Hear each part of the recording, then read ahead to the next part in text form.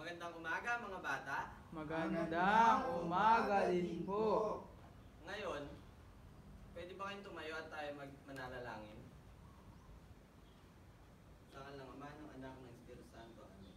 Panginoon, maraming salamat po sa araw na ito at ligtas na nakapunta sa paaralan ng mga estudyante ko ngayon, Lord.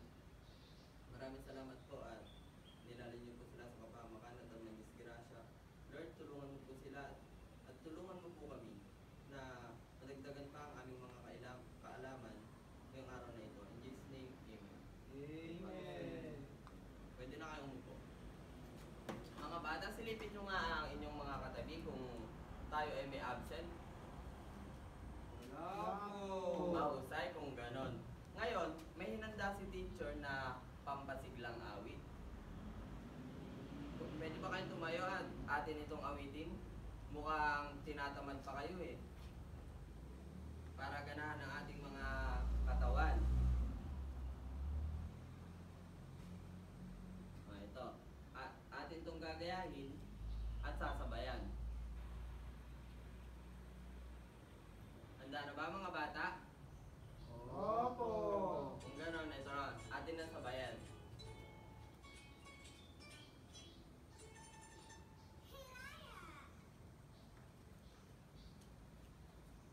One, two, three.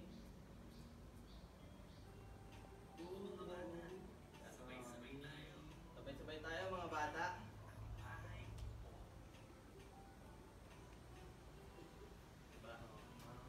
Bahay kubo kahit munti, ang halaman doon ay sari-sari, singkamas at talong, sigarilyas at mani, sitaw, pataw, patani, bundol, patola, umpot, kalabasa, at saka meron pang labanos, mustasa, sibuyas, kamatis, bawang at luya. Sa paligid-ligid ay puno ng linga. Ay kubo kahit munti, ang halaman doon ay sari-sari, singkamas at talong, sigarilyas at mani, sitaw, pataw, patani, bundol, patola, upot, kalabasa, at saka meron pang labanus, mustasa, sibuyas, kamatis, bawang at luya. Sa paligid-ligid ay puno ng linga. Maaari na kayong upo mga bata. Siguro naman yan ay na-energize na kayo. Ngayon ay dumako naman tayo sa ating pag-aayos. Mga bata, tingnan nyo nga yung mga ilalim ng upuan para bago tayo magsimula ng klase ay nasa ayos na. Okay, ngayon ay may hinanda akong mga larawan. Inyo lamang itong tutukuyin kung ginagamit panghalaman or hindi. Sasabihin nyo lang na yes kung ito ay ginagamit sa paghahalaman at sir naman kung hindi. Maliwanag ba mga bata? O, simulan na natin sa unang larawan. Yes. At ang ating pangalawa? Sir. Yan, magaling. At ating pangatlo? Sir. Mahusay. Yes. Yes, very good. Yes. At ito na ang ating huling kwan. Ngayon, bago natin talakayin ang ating bagong aralin, naalala nyo pa ba ang ating tinalakay kahapon? Kung gayon, atin ito ang papakita sa inyo. Upang matiyak na kung naalala nyo pa ang ating nakaraang aralin. Ito ay ang mga bahagi ng bulaklak. Ngayon ay meron ako dito mga isinulat na inyo lamang ididikit sa bahagi ng bulaklak. Tatawag ako ng isa At isa-isa nyo itong didikit. Maaari mo ba itong simulan, Dominic? At tignan nga natin kung inyong naalala pa ang ating nakaraang aralin.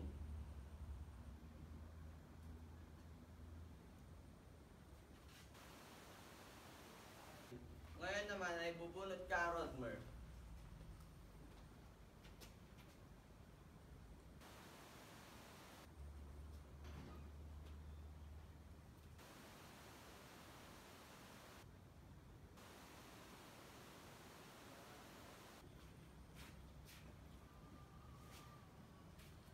Sa nakikita ko, mukhang inyong naaalala pa ang ating nakaraang aralin. Ikaw nga ulit, muli kang bumunot.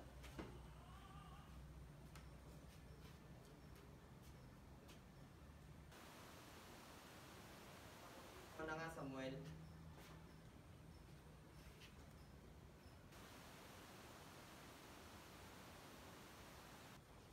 Mahusay. Mukhang inyong naalala ang ating aralin. Kasi ang ating nakarang aralin ay mga bahagi ng halaman. Ngayon naman, ang araw ay simulan natin ang mga katanungan patungkol sa paghahalaman. Sino sa inyo ang may idea kung paano magtanim? Mahusay. Kayo ba ay nakaranas na magtanim? Opo. Sino naman sa inyo ang may tanim sa kanilang mga bakuran? Ikaw, Rodmer. Kami po ay may tanim na upo. Magaling. Sino pa? Ano naman ang iyong tanim, Samuel? Kami po ay may tanim na okra. Mahusay.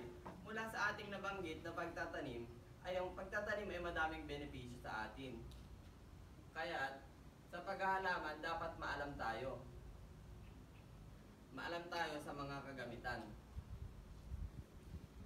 Ang ating aralin ngayon ay konektado sa mga aktibidad na ating ginawa kanina. Ngayon naman ay ang paksang ating tatalakayin ay ang mga kagamitan sa paghahalaman. Pwede mo bang pakiulit ito, Gab? Ang mga kagamitan sa paghahalaman? Mga kagamitan sa paghahalaman. Mahusay. Bago tayo dumako sa ating aralin, alamin natin kung kayo ba ay ginagamit, kung kayo ba ay nakakagamit na ng mga gamitan sa paghahalaman. Opo, teacher. Magaling. Ano na ang iyong nasubukang gamitin, Rodmer? Asarol po, teacher. Tama. Ano pa siya? Pwede ka bang magbigay na iba pa halimbawa? Teacher, itak po. Mahusay. Ang inyong mga sinabi ay kabilang sa mga gamitan na ating tatalakayin ngayong araw. Pero una sa lahat, ano nga ba ang kagamitan? Ang kagamitan sa paghahalaman ay may mga sanggapang tumutulong sa tao upang maging magaan ang ating mga trabaho. Naintindihan ba mga bata? Opo. Ngayon, may ipapakita ulit ako sa inyong mga larawan upang tiyakin na kayo ay may idea sa mga kagamitan na ating tinatalakay. Alam niyo ba kung ano ang tawag dito? Shovel po. Okay, magaling. Ang larawang ito ay trowel o mas tinatawag na dulos. Ginagamit ito panghukay ng lupa o kapag magtatanim ng mga buto o punla. Naintindihan ba mga bata? Opo. Eh, ang pangalawang larawan, sino makabigay sa akin ng tawag na to? Teacher, asarol po. Tama. Ang asarol ay nabanggit mo rin kanina. Ang tawag dito ay asarol. Ito ay ginagamit sa panghukay at pag-alis ng mga damo. Pati na rin ang pagpatag ng mga lupa bago magtanim. Naintindihan ba mga bata? Opo. Mukhang may...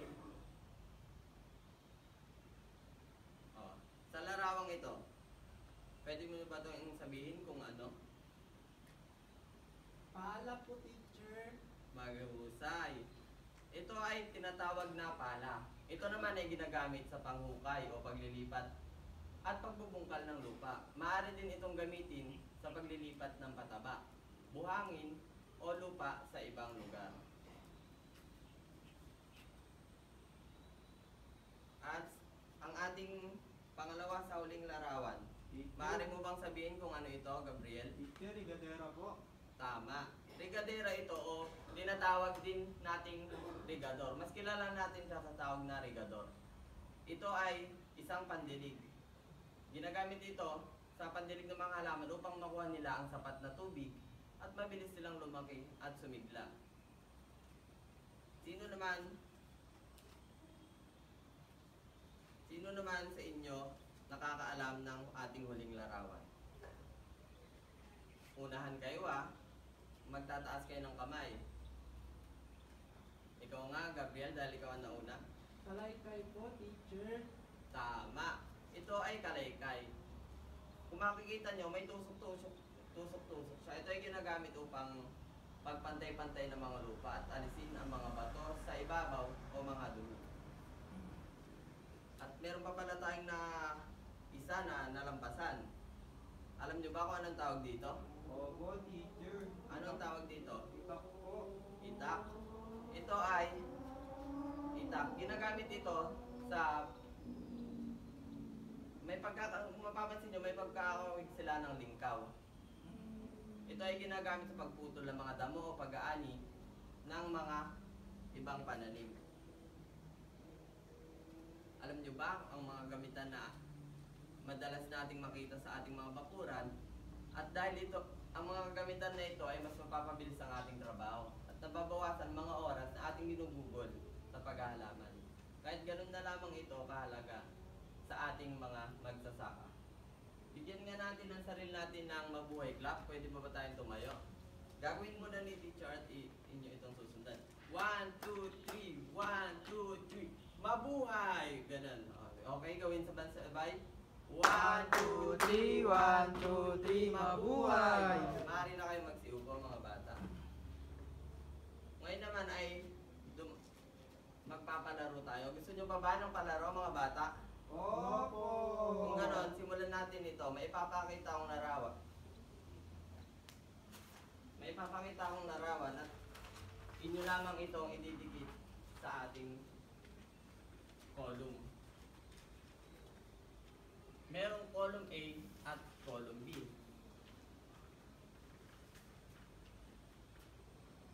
Ang column A natin ay ito yung mga halimbawa ng kagamitan sa paghahalaman. At ang column B naman ay hindi. Naintindihan ba yan mga bata? Opo. Mahusay, mukhang nakikinig nga kayo at kayo ay mababait. Hindi nyo hinahayaang mainis ang teacher kasi may ingay. Okay, ngayon ay may ipapapasa ko sa inyo. Kung sino huling kakanta tayo ng Ako Ay May Lobo. At kung sino huling abutan ng bagay na to ay siyang magdidikit. 1, 2, 3, go.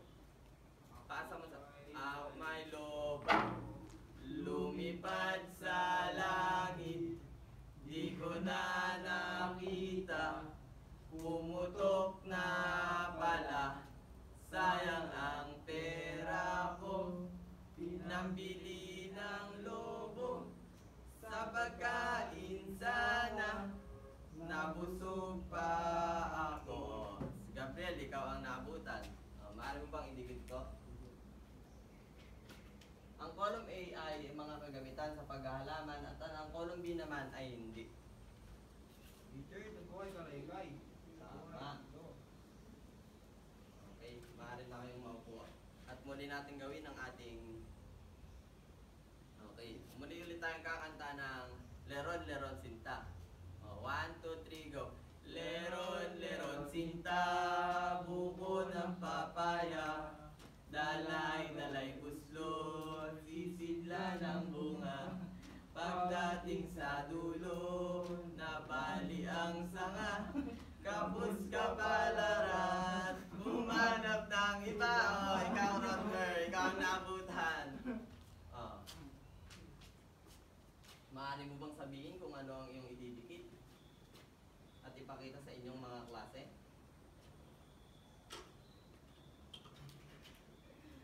Ang tawag po dito, teacher, ay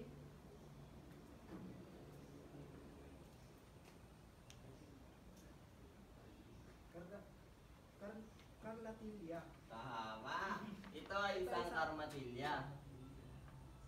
Yan, idikit mo dyan. Very good. Mukhang naintindihan nyo ang mga mga gamit sa paghahalaman. Atin ulit gawin ng ating gawain. Oh. Ang kakantahin natin ay Happy Birthday. Oh. Happy birthday to you. Happy birthday to you. Happy birthday, happy birthday. Happy birthday to you. Oh, hindi pa tapos. May Tagalog version pa tayo. Okay, maligayang bati sa iyong pagsilang. Maligayang, maligayang, maligayang bati. Oh, ikaw, Luna. Oh, paano po sabihin sa iyong klase kung ano yan? Teacher, ito po ay Hanggang saan column ilalagay? Sa column D po. Bakit sa column B? Kasi po, hindi po ito ginagamit sa pangangalaman. Tama, mahusay. Okay, asa na ating gamit? Ayun tayo magpatuloy. Tayo muling kakanta ng Bahay Kubo.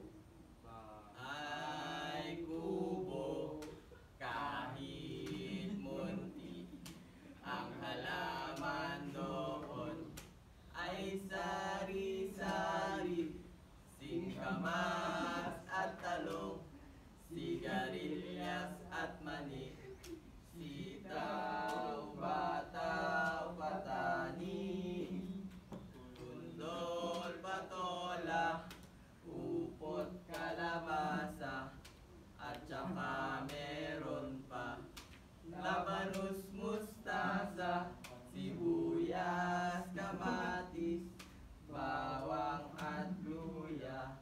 Sa paligid ay puno ng ligang. Oh, ikaw, Charles. Oh.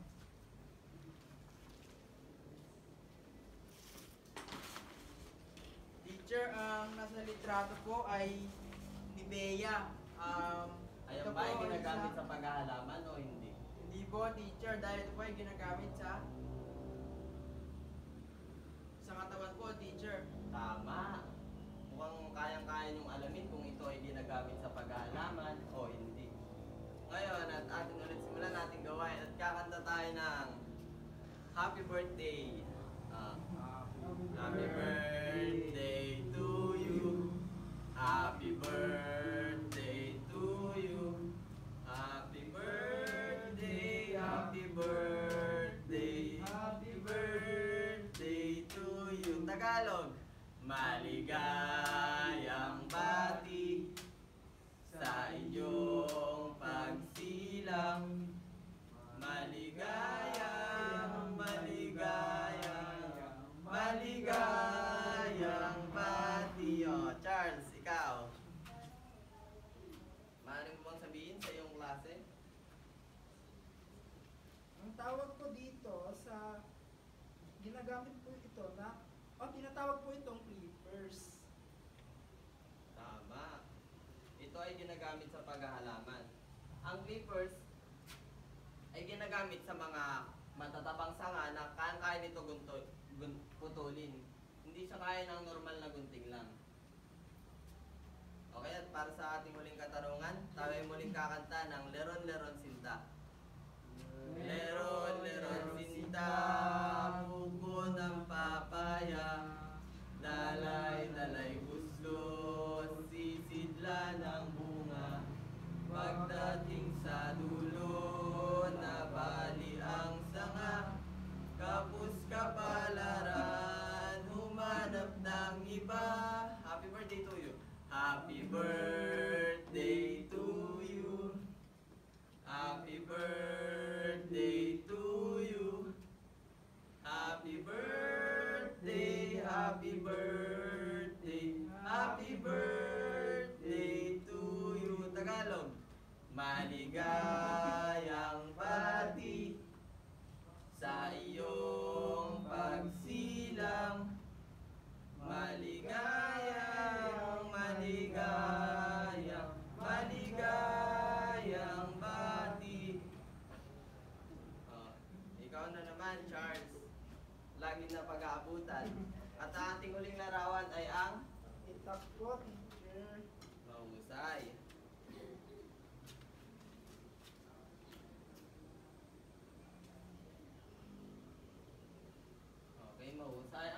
ay ginagamit ito sa mga damot, sa mga sangang natumba na pwede humarang sa ating mga bakuran. Magaling. Bigyan nyo nga ang sarili nyo ng mabuhay clap. Pwede ba tayong tumayo? 1, 2, 3. 1, 2, 3. Mabuhay! Okay, magaling. Inyong ang maaari na kayong umupo. Inyong ang nailagay sa tama ang nabibilangang gamit. Mukhang kayang-kaya nyong i-identify kung ito ba ay gamit sa paghahalaman o hindi. Ngayon, natalakay na natin ang ating aralin sa araw na ito. Maaari nyo bang sabihin ang inyong mga natutunan kung ano ba ang mga gamit na ito?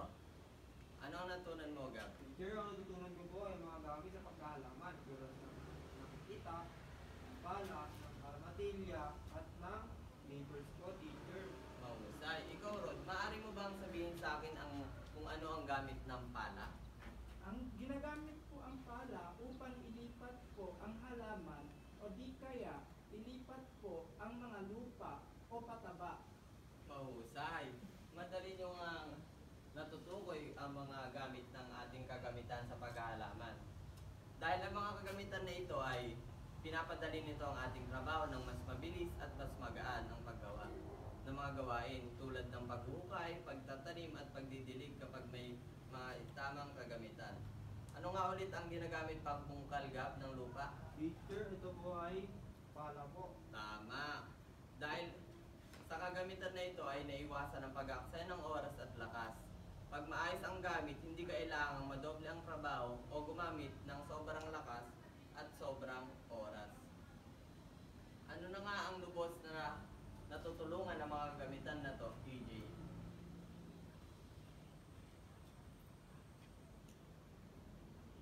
Tako po, teacher. Mahusay. Dahil lubos itong nakakatulong, lalo na sa ating mga magsasaka, sa mga magsasaka ng mas maayos sa pag-aalaga sa mga halaman, sa mga nagde-nursery, yung mga nagbebenta ng buto. Kapag may gamit na tamang kagamitan, ay mabilis silang nagagawa kanilang gawain at mas magaan. Tulad ng kalaykay, pala, at rigador ay tumutulong mas maayos sa paglalaki ng pananim. At higit sa lahat, napapanatili nito ang kaligtasan ng mga tanim at syempre ng manananim. Kasi hindi na sila ganon masyadong napapagod. Dahil sa paggamit ng angkop na kasangkapan ay nakakaiwas din sa aksidente at pinsala sa katawan. Hindi mo kailangan puwersa ng iyong katawan para mapagod na maging sanhi ng hindi maganda. Sa parting ngayon, may inanda si teacher na aktibidad upang mas maunawaan natin ang ating aralin. Magpapalaro ulit si teacher. Handa na ba kayo mga bata? Opo. Okay, kung handa na kayo, ito na ang ating palaro.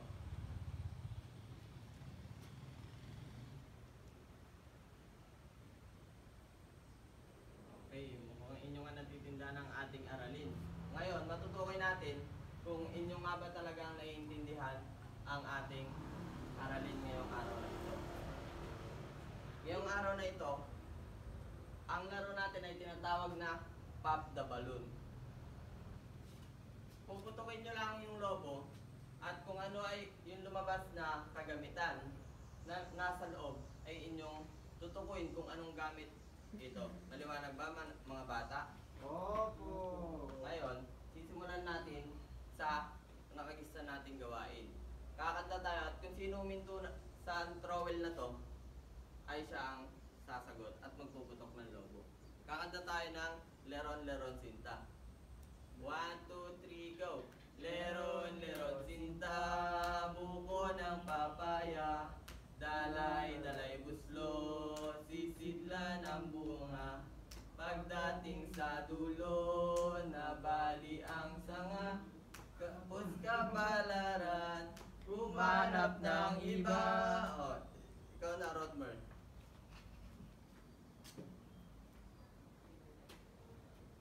Uy, Ang larawan ko na nasa picture ay trowel. trowel. Mahusay.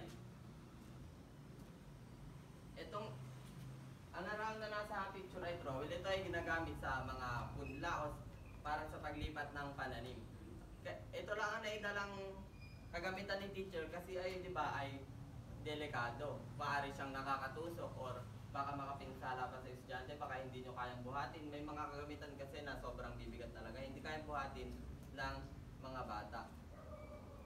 Okay, para sa ating pangalawang balloon ay muli tayong kakanta ng Bahay Kubo.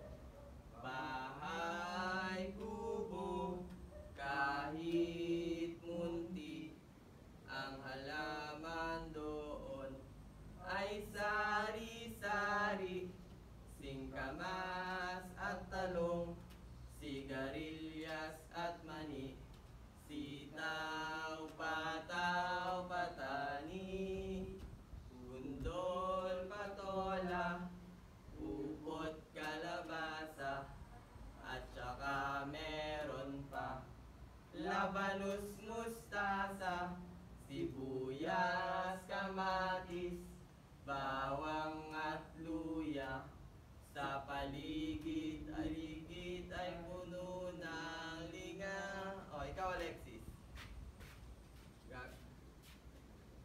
Uy!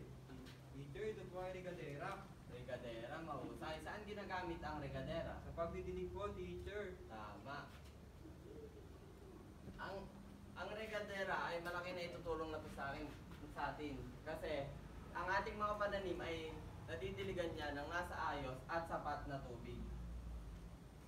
Ngayon ay dumako tayo sa pangatlong balon. At papatugtog tayo ng pag natapos yung kanta na to at kung sino huminto ay siya ang sasagot. Atin itong sabayan. At sisimulan na natin.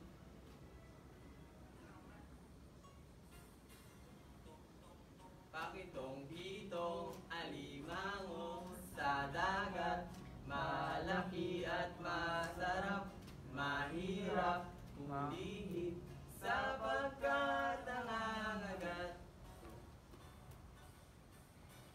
Tang-tang-tang pakatang-katang alamanga sa dagat, malaki at masarap, mahirap hulihin sapagkat nangangagat. Ops! Stop the music. Ikaw nga, Rainiel. Lakas.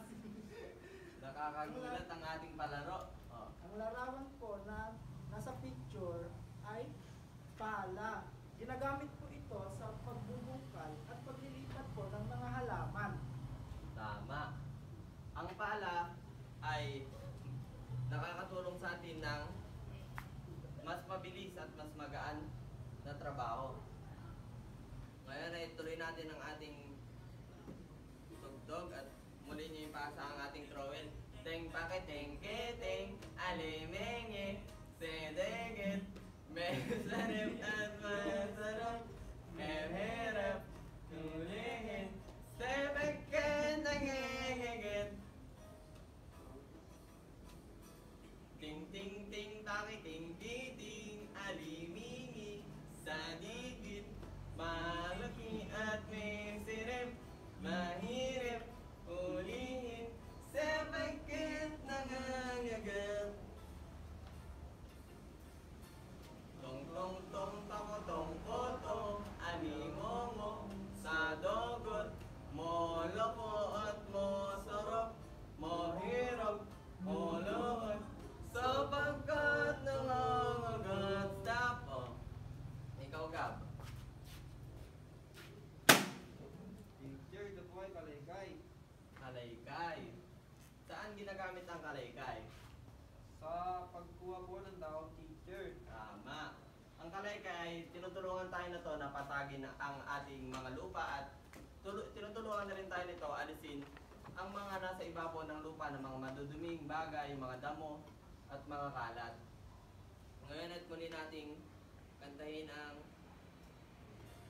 pas. Tung tung tung pakotong potong alumomo madugot moloko at mosorok mohurok huluhon subok at tangang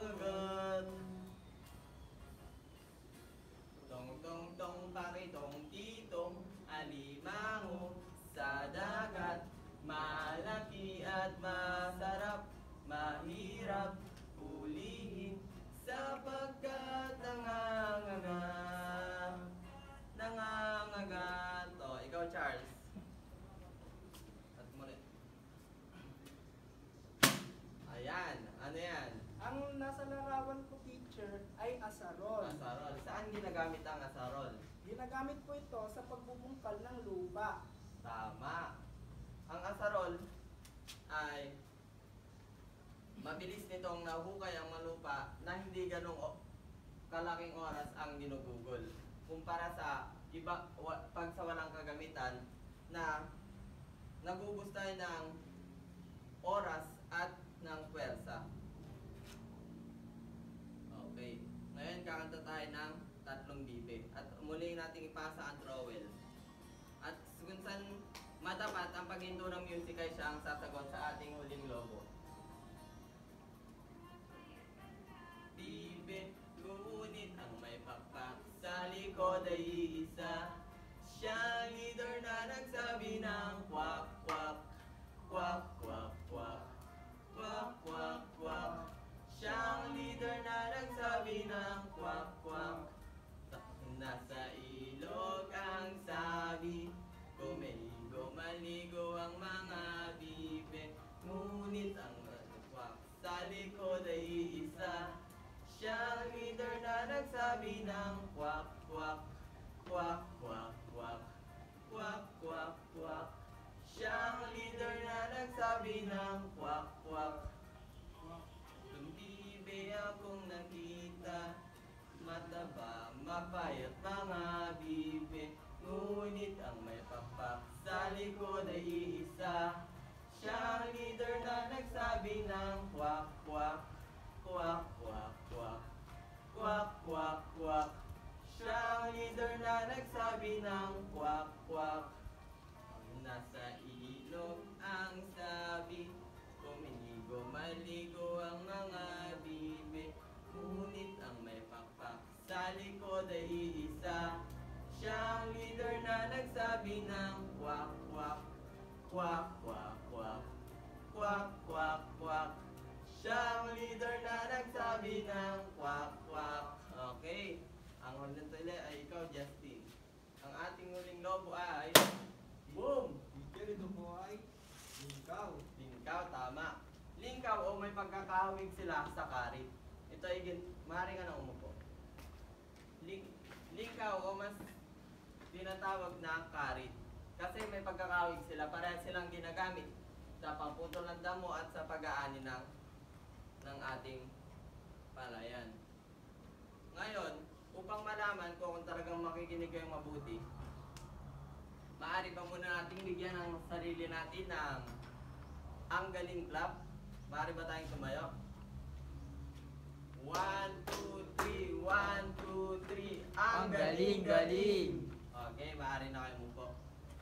Ngayon, upang malaman kung talaga nakikinig kayo ng mabuti sa ating naging pag-aaral sa araw na ito, kayo ay kumuha ng isang buong papel at meron tayong maikling pagsusulit.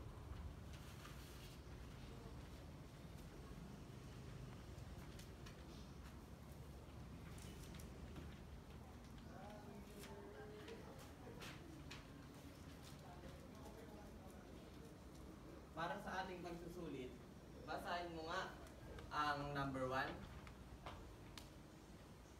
Saan mo tatagpuan ang lugar na kung saan ito ay lubos na kailangan ng kagamitan? Mahusay, maaari ka nang umupo. Ang number 2, maaari mo ba itong basahin? Ang kagamitan ba ay nakatutulong upang mabilis ang ating mga trabaho? Bakit? Ang pangatlong katanungan, maaari mo ba itong basahin? Mahalaga ba ang kagamitan tuwing tayo ay nagtatanim? Salamat. At ang pang-apat, Paano nakakatulong ang kagamitan sa tao? at ang panghuli, maaari mo ba itong basahin? Gabriel? Nakakatulong ba sa mga halaman ang paggamit ng mga kagamitan? Okay.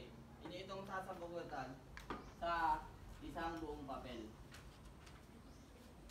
Bibigyan ko lamang kayo ng 10 minuto upang sagutin ito. At matapos o hindi ay kailangan natin itong ipasa. Ngayon, pwede nyo nang simulan.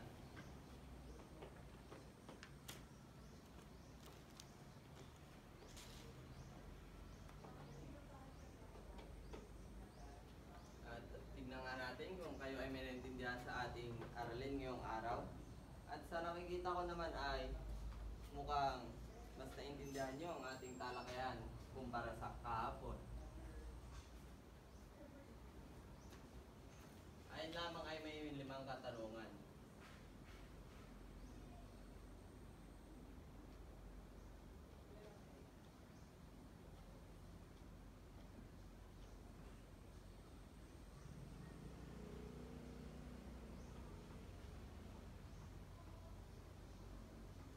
At atin itong checkan after nyong sagutin.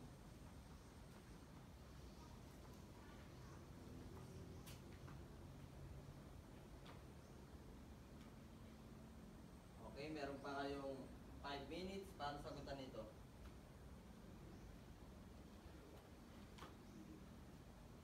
Limang minuto.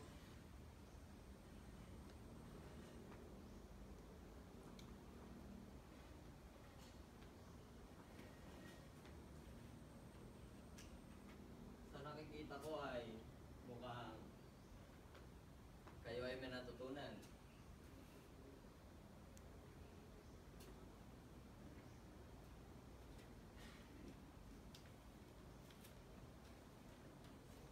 Apat na minuto.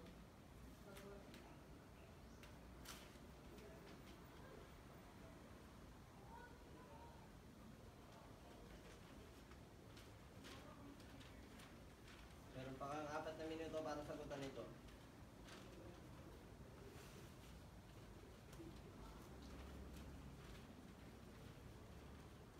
Tapos na ba? Opo. Si Rodmer ay hindi pa. Meron pa kayong 3 minuto para tapusin ang inyong mga sinasagutan.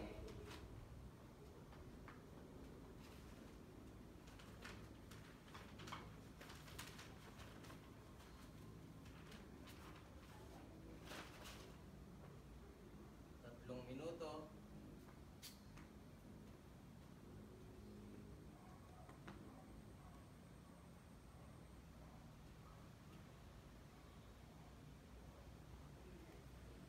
Meron pa kayong 3 minuto para sagutan ang ating aktibidad.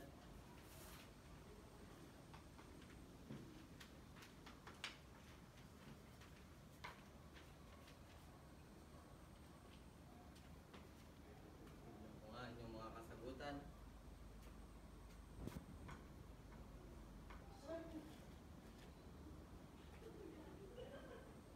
At 2 minuto na lang. At atin na itong checkan.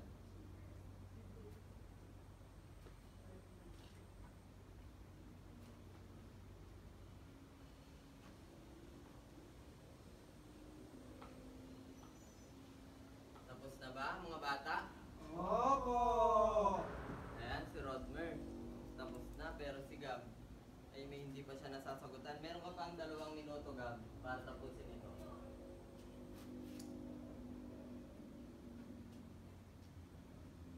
Maagang natapos si Rodmer. Mukhang madami siyang natutunan ngayong araw na ito.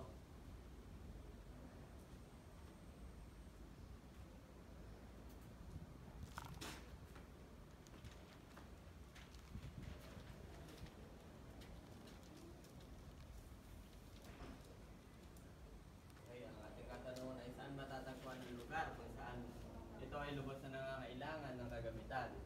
At ang number 2 ay ang kagamitan ba ay nakakatulong upang mapabilis ang ating mga trabaho at bakit? Ang number 3 ay mahalaga ba ang kagamitan tuwing tayo ay nagtatanim? At number 4 ay paano nakakatulong ang kagamitan sa tao? At ang ating huling katanungan ay nakakatulong ba ito sa mga halaman ang paggamit ng mga kagamitan? Okay, 1 minuto na lang at matatapos na ang ating oras. 1 minuto.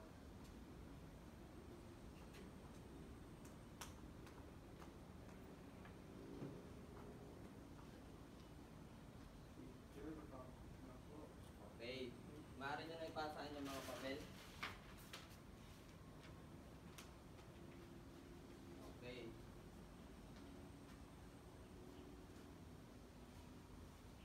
Okay, sa nakikita ko ay mukhang tama naman ang inyong mga sinagot at mukhang sapat ang inyong natutunan ngayong araw na ito. Ngayon ay may iwan ako sa inyo na takdang aralin.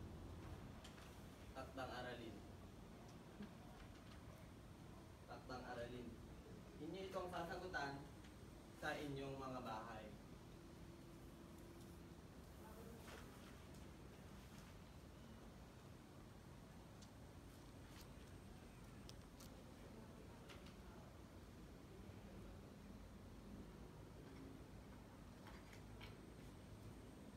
Ayan. Maaari nyo ba itong basahin sabay-sabay?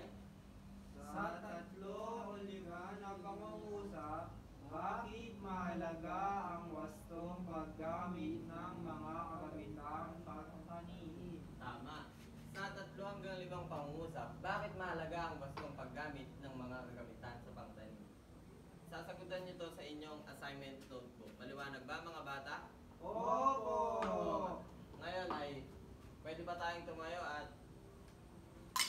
palakpakan ang ating mga sarili sa natapos nating gawain yon ng ang galing clap.